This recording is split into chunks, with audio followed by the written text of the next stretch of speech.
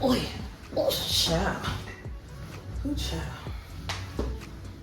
Hey y'all, welcome back to my channel. My name is Pamela if you're new. It's been a little while, not too long, I think maybe like a month or two since I've posted on YouTube, and just so much has been going on literally in this little 1 to 2 month span. So I figured it was time for just like another life update.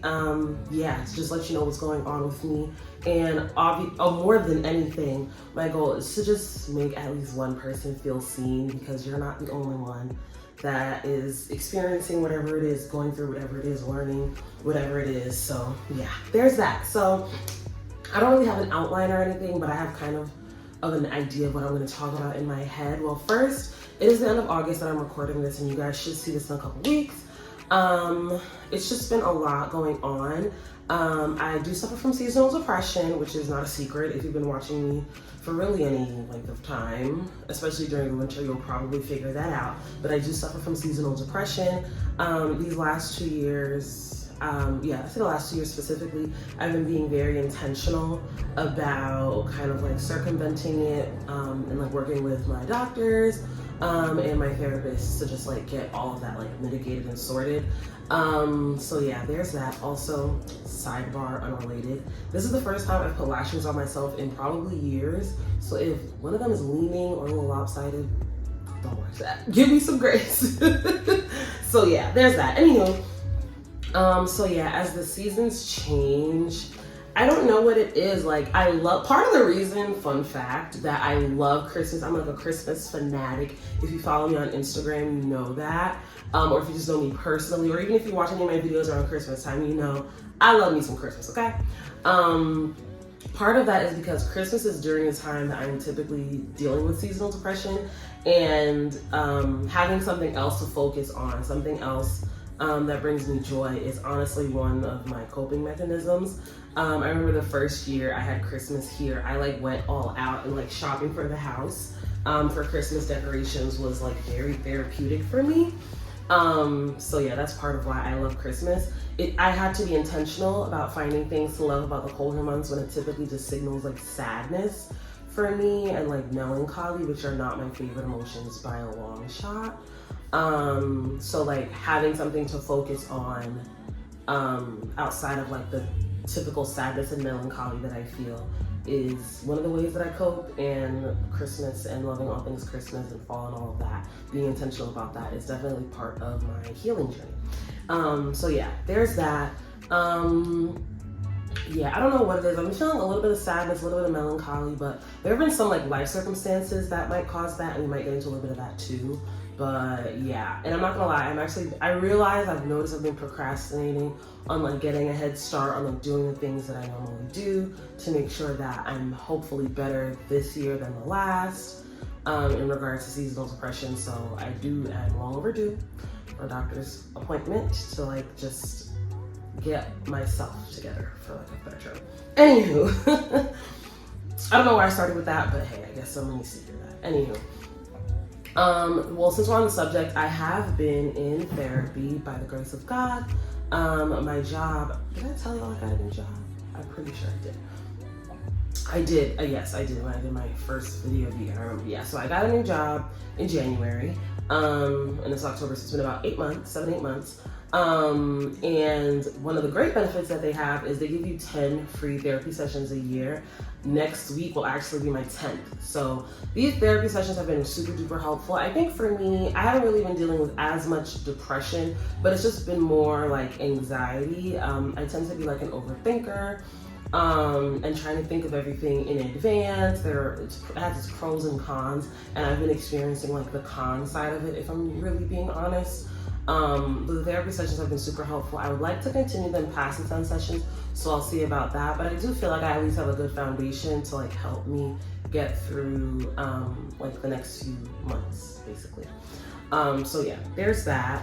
I also have been dating this summer. I'm still single, but I learned so much this summer when I like through like just dating and like learning some like other people. Obviously men, for me, men, like learning, it was just a great learning experience. I have to give a shout out to my aunt. And because she was really one of the people that encouraged me, not just to date, but like to like enjoy the experiences of dating and not just like put everybody against like the husband checklist. And I'm not saying it's a bad thing, because obviously I used to do it all the time, child.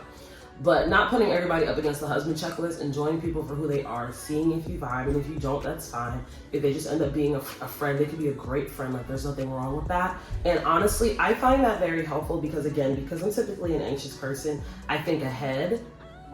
And again, I'm not saying it's a bad thing to think ahead. I think more people probably should think ahead. But the way I do it, it's like to an extent where it becomes negative, right? And I tend to do that with dating too. And it makes me feel like a disappointment because I'm thinking 30 years ahead, it's Thanksgiving and we've been married for 32 years, right? But I'm thinking, well, I'm not, what I'm doing, it feels like what I'm doing if I'm not dating my husband, right? Feels like I'm not on the path to get whatever that is that I want, whatever that goal is in terms of a relationship, marriage, whatever. But if you focus on the now, it will lead you to wherever you're gonna, whatever your goal is anyway. And that's what I mean by I learned so much. There was one person in particular that I really took a liking to this summer. And obviously, I was gonna say, well, so we did not work out, but I just learned so much. She's a wonderful person. And I just really learned a lot, not just about him, but about myself, about some things that maybe a lot of men might do, like certain things he would do or say. If I wasn't used to it, I would ask like one of my girlfriends who has more experience than me, like, is it normal if a man does this or if a man says this or da da da? They'd be like, yeah, like what's the issue? I wouldn't know that. So that's what I mean by learning. I learned a lot about myself, and I'm not gonna lie, I became, and I still am, so much more like, maybe like the word is firm or rooted in my faith. And when I say that, I mean, when you're dating, you learn how different people approach their relationship with the Lord if they're a Christian. And I think like, and I've always been someone who's been prayerful while dating. But I think especially over the summer, like I've learned how important, and it's not that I didn't think it was important before, but my relationship with the Lord just has like honestly blossomed, if I could really be honest, over this summer. As I'm getting to know someone else, I'm getting to know myself. And as I'm getting to know myself, and as I'm getting to know the other person, I find that I need answers about like why I am a certain way, or maybe why do I want certain things, or maybe I don't want certain things. It's just like learning things. And I tend to ask a lot of existential questions. Some questions can be answered, some can't. And like, honestly, like my prayer life has really just been like helpful, vital, I should say.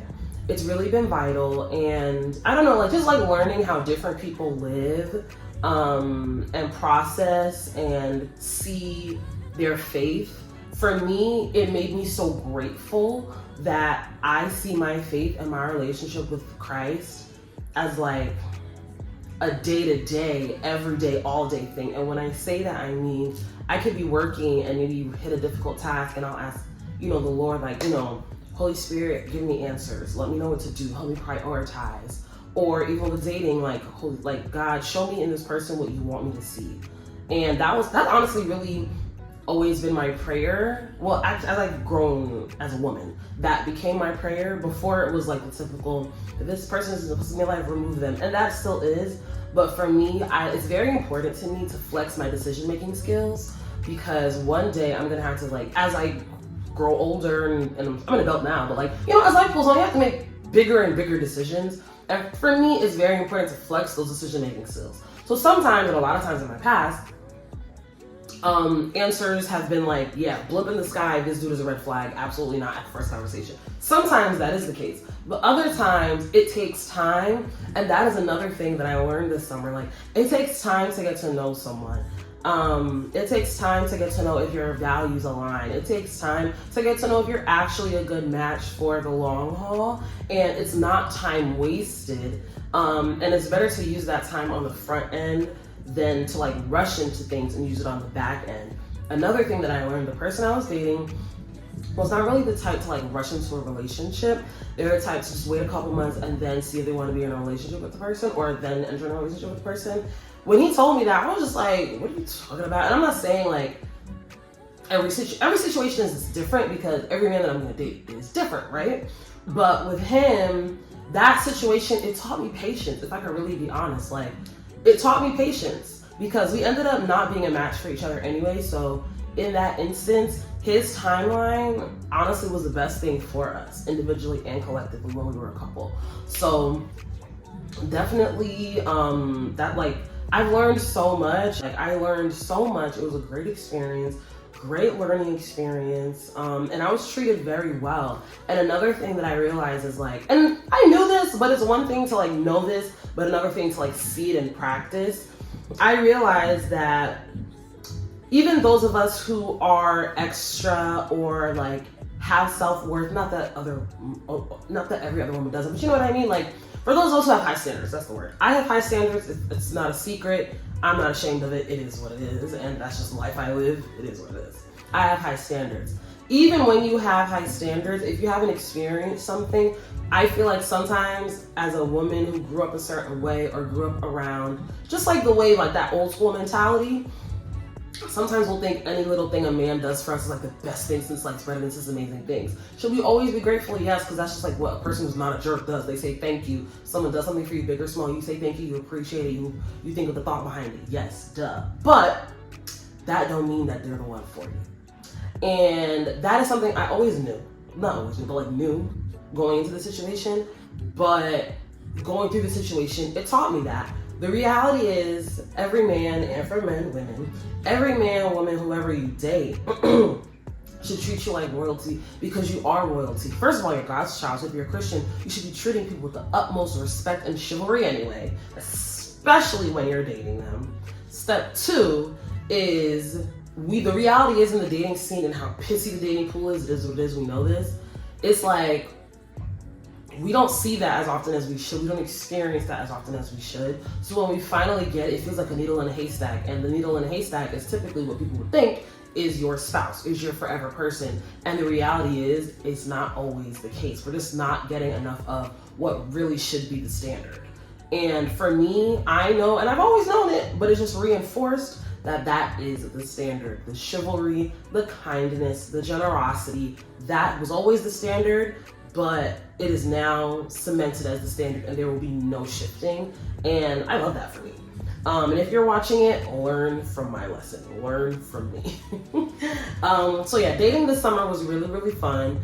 I also, honestly, yeah, dating this summer was really, really fun. Shout out to my aunt for just encouraging me to like take the stick out my butt theoretically and just like relax and enjoy getting to know someone, enjoy the life experiences that I'm able to have with or without the person. And don't put so much on it. Don't put so much pressure on it. And my aunt is 65 years old. But one of the reasons I love her is because like just certain things like she obviously comes from an older generation, but she definitely is evolved at the same time, if that makes sense. So shout out to you, my family, love you, girl. So yeah, that's like dating. In regards to work, there's really not much to share. Like I've just been adjusting. Yeah, I've just been adjusting. I will say the economy, it's just made me think a lot. A lot of people these days like have like multiple streams of income and like multiple pots that they have their hands in, so to speak. And I get it, it makes sense. I'm not gonna say too much, but I will say like I love New York. I live in New York City, if you don't know. I live in New York City and this is where I've been born and raised. I've lived other places before, but this is where I am now. I've been here for the last 4.5 years actually. And I love it, but for me, I've realized, I've known this, but it's just not sustainable. I just feel like there's more to life than New York. And obviously New York is a place that people love to visit. They love to move. They love to go to school here. I would say I get it, but I don't. But it's fine for me to not get it because this is my home. But I just feel like there's just more to life than that. So it's just something that's been on my mind. I'm not moving anytime soon. But it's just something that I thought of. I'm a very like abundance mindset type of person. I'm very like exceedingly abundantly. There are a couple of scriptures that speak about that, but I genuinely believe that. Sidebar, did I mention that pretty sure my neighbors are like blasting music right now? I don't know how much y'all can hear it, but I'm sorry. But I really wanted to have this video recorded for y'all, so you know what? You in New York, you go get the New York vibes. I was going to tell you. Well, another thing I did while I was away from the vlog, I also went to Rhode Island. Maybe I'll like pop in some pictures on the screen. I went to Rhode Island for the first time. Where did I go? Oh, what is the name of the town? Is it Hampton, Rhode Island? No, it's not Hampton, Rhode Island. I forget the name of the town, but we went to the cutest waterfront town. I can't believe the name is escaping me. But we went to the cutest waterfront town, and it was just so cute. There was like a long cobblestone strip that we could walk up and down and like shop and eat and drink. There were even a lot of like tattoo places down there. So if you want to go get a tattoo, you might want to go to Rhode Island. I mean, don't go to Rhode Island for a tattoo, but if you're there and you want one, that's an option for you. Food was really good. Very just scenic drive. It was just a lovely town. I can't believe I forgot the name of the town, but it was in Rhode Island. I know that. And that was my first time in Rhode Island, so very happy that I got to experience that.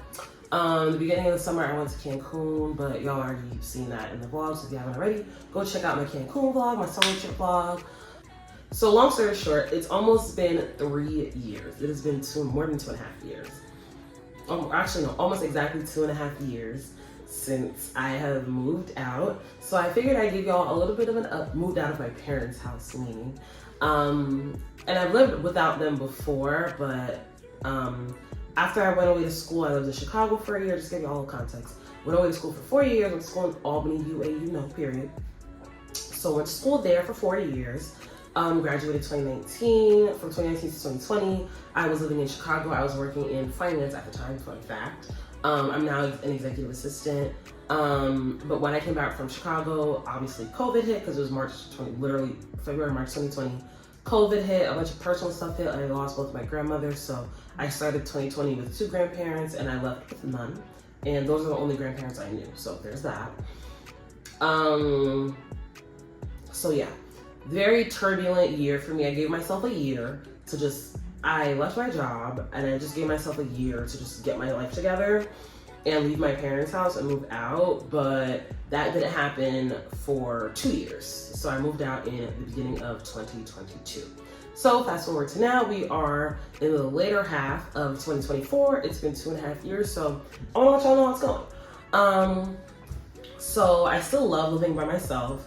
I think when I first moved out, I'm very happy that I was in therapy consistently, and I've been in therapy consistently for about 2 years.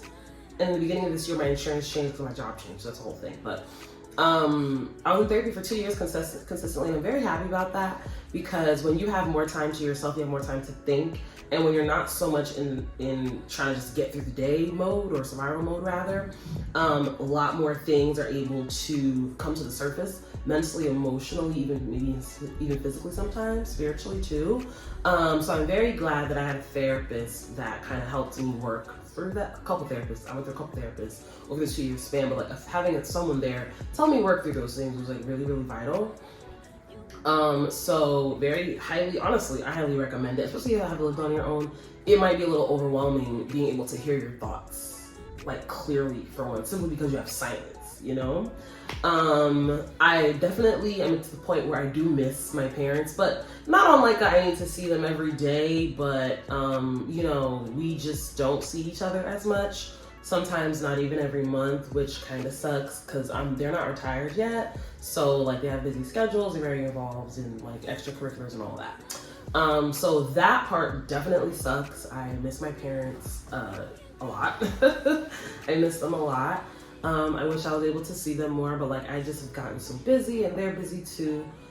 These are not typically things you have to worry about, but I will say we genuinely are able to have quality time now, because when we see each other, it really is quality time, because it's time that we set aside, like time that they might even be normally doing other stuff that's a priority to them. They'll stop it or like be more cognizant of it simply because I'm there, because again, I'm not there every day. That's not something that they did when I was living there, but now it's something that they do because they know like I'm going home after this, you know? And I know I'm going home after that too. So I won't necessarily be at my parents' house on my, you know, I'm like talking on the phone and stuff. Like, no, like I'll be there and present with them, because the quantity of the time is less, but the quality is definitely there. So I would say like it's like a catch-22, so to speak. I will also say that to anyone who, and I literally, to anyone who tells me, you know, they want to move out, I'm obviously not going to be like, don't do it, because clearly I've done it. But I'll say stay as long as you can possibly stay, simply so that you can save your money and save the stress. There is stress that comes with having your own place, and I've become more busy. My job is much more demanding by a long shot than the job I had when I first moved here. So I'm much busier, I'm much more tired, much more drained, so I have less energy to do things around the house. And when you furnish a place more, there's more to clean, which I didn't realize until I started furnishing my house, and it was not as easy to clean. So it just becomes more to do, and that can be stressful. And again, I'm someone that is prone to anxiety. I can get overwhelmed, overstimulated, all of that. And it happens more often than I care to admit, simply because it's just a lot. It's a lot to manage, a lot to handle. And two things can be true. You can be very blessed and also have a lot to handle. And that's just where I find myself a lot of times. But I'm working on it day by day, but that's another thing. And the economy is not any kinder now to my pockets than it was when I first moved here. So I've learned a lot of like, do I really need this, or do I want this? Is this really necessary? Did I say I needed this before, or do I really need it now? Even when it comes to like certain things that I might, you know, grocery shop for, or like stretching things out, making like groceries stretch longer. Making groceries stretch longer. I'm much more intentional when I'm grocery shopping now. What else? Yeah, much more intentional when I'm grocery shopping now, making things stretch longer. And this is something that I say, I've probably said since I moved out, especially if you've had conversations with me personally. Living on my own compared to those who I know who don't have as much financial responsibility as I do, there's just a lot that I say no to. There's a lot that I don't do. If I was living in my parents' house, I would be on vacation a lot more. I would probably already be in the phase of my life where I can have designer items and pay for them full price.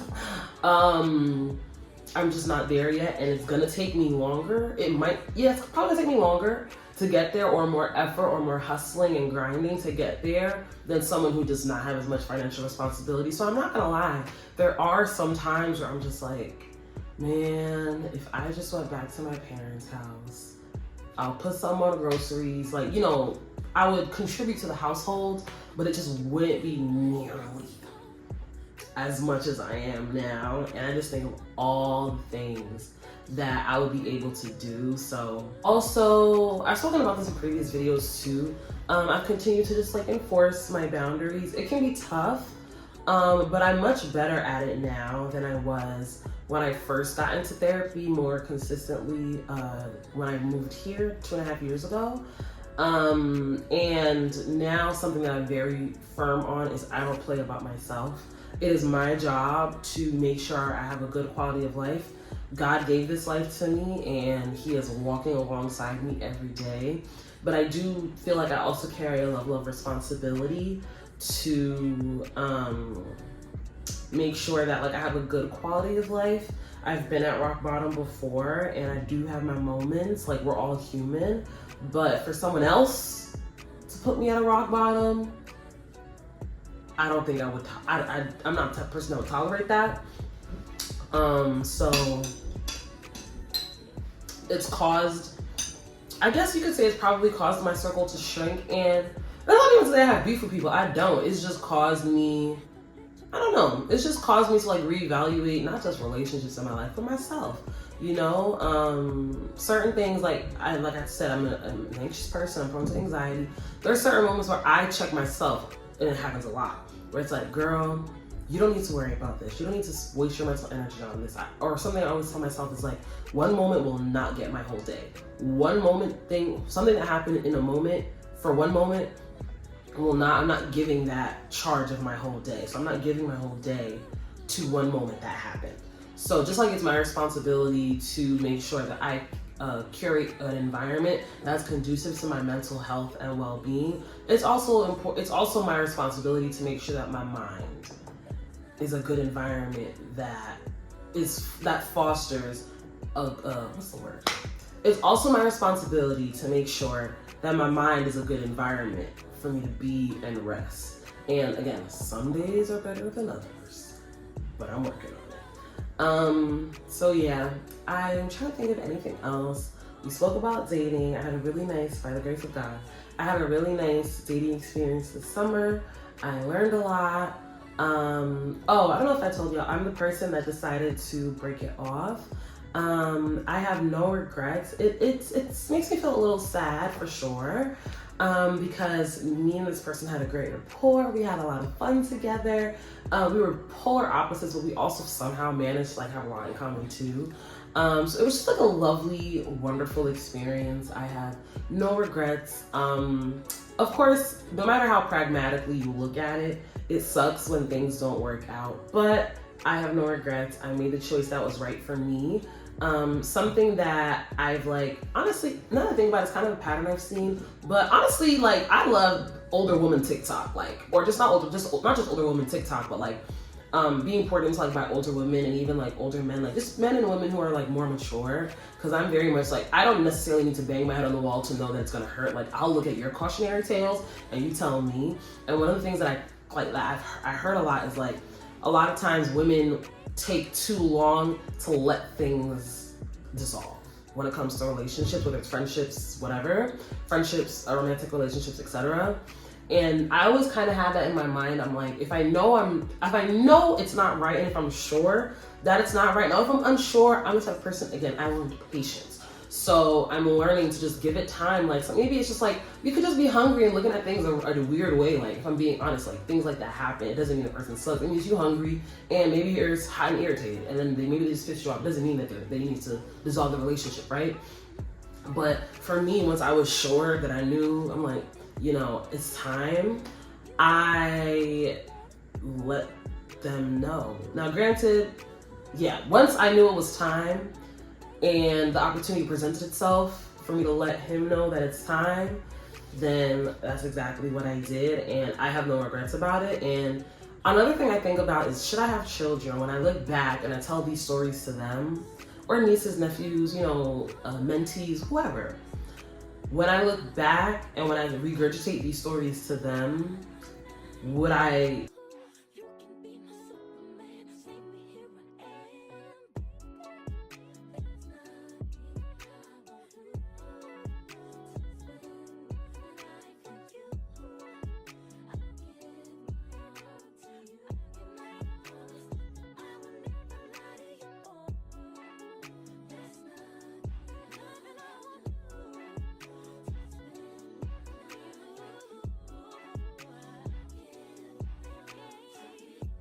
Sorry, y'all. Minor, I don't know where I left off. But yeah, long story short, I don't remember where I left off, y'all. I don't know where it cut off.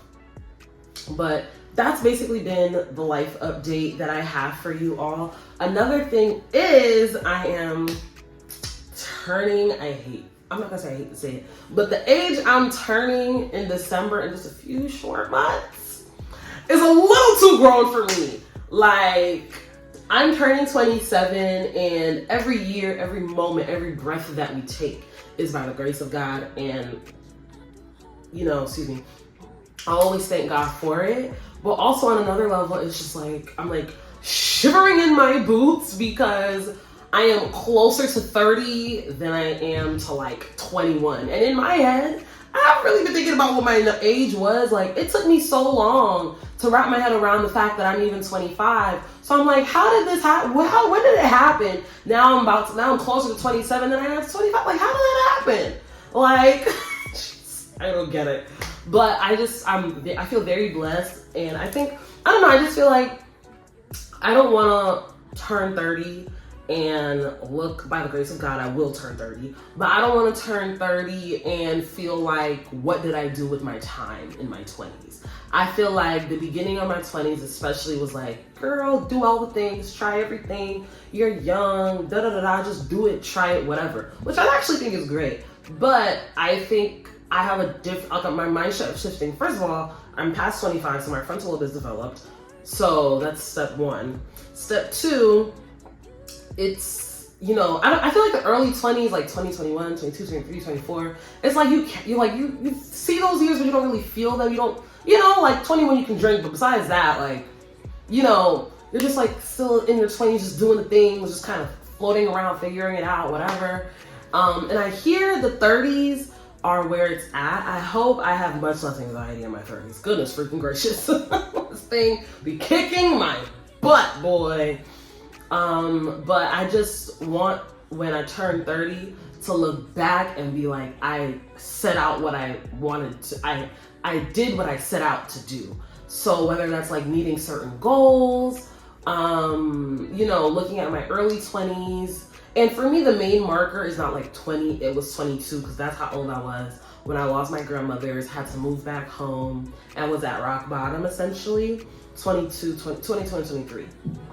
So for me, that was my rock bottom, and that was like the defining shifting moment, like who I was before then and who I was after that those big events are two totally different people. I want to be 30, when I turn 30, God willing, I want to look back and be like, yo, you did a full 180. And honestly, I think I even look at where I am now is totally different from that person who lost their grandmothers, or from the person who had grandparents, right? But I just want to make sure that when I turn 30, I wouldn't even say that I don't have any regrets, but to me, it's just like, I have 3 years and some change, until I turn 30, and 30 always felt so far. And I'm not saying 30 is the end of anything. In fact, it's the beginning.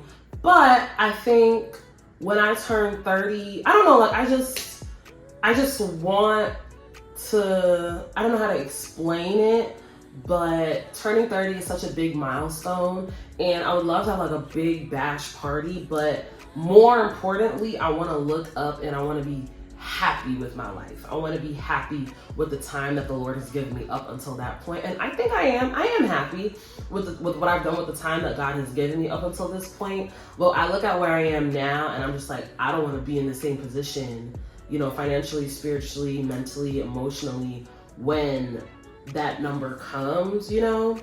And I do think, I want to say I feel pressure. I don't feel pressure to have a child. All right, y'all. Okay, I think this is the last time I can come back to y'all for real. But I was just saying, I don't feel pressure to have a child, you know, now that 30 is approaching. Because first of all, at the end of the day, I don't have a husband, and a child ain't happening without a husband. And I think children are great, but for me, I know they're a big responsibility. I already told y'all I'm an anxious girl. I already told y'all I suffer from seasonal depression. I don't know if those things are very conducive to being the kind of mother I would want to be, but only God knows. Anywho, but yeah, that's just how I'm feeling. I'm very thankful that I'm turning 27. I'm not gonna hold y'all. I'm at the point in life I don't even put in my age in my birthday post captions no more. I didn't wrap that up. It's over. I think 26 might have been the last time I did that. Child, it's over. Let's not. Y'all don't even know how old I am. Next time we gonna follow that up. Probably 30. Okay. All right. This age is a little too serious for me. A little too serious for me. But all of it is a blessing. I'm very thankful, very grateful. Something that is always in my mind is, I guess you could say I'm my ancestors' wildest dreams. It's crazy to think of my grandmother as my ancestors, but the lives they lived when they were my age, I don't think it was a possibility to live the life that I live. And just in terms of like, I'm not married, I don't have 8 kids at 27. Because y'all know how it was in the older generations, especially I'm Haitian. In Haiti in the 40s and 50s and the 30s, there weren't many other options for women. So the fact that I get to choose, I don't take that for granted at all. I feel very blessed, very grateful. Yeah, but anywho, I love y'all. Be sure to subscribe so you don't miss anything. And follow me on Instagram for like the more like day-to-day stuff. Sorry for the clanking from my glass. That's another thing. I ain't got no kids. So, and I love glass stuff. So I got some glass cups because they're so cute. They're very aesthetic. And they make me drink a lot of water. And ain't no kids here to knock them down. Now, let's pray that I don't drink them. But neither here nor there. Anywho, I love you, and if you're wondering, my dress is from Shein, and my hair is done by Création Ensemble. Bye. Mwah.